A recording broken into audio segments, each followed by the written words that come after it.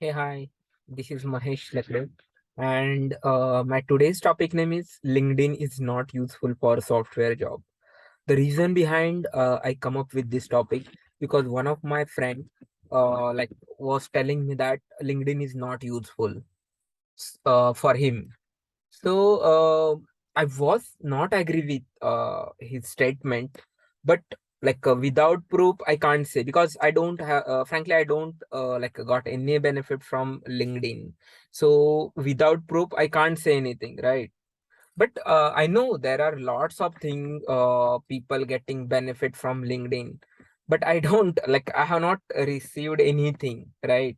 So without proof, I can't say anything. Can you help me to convince him? Please comment on the video so I can convince him. Thanks for the day.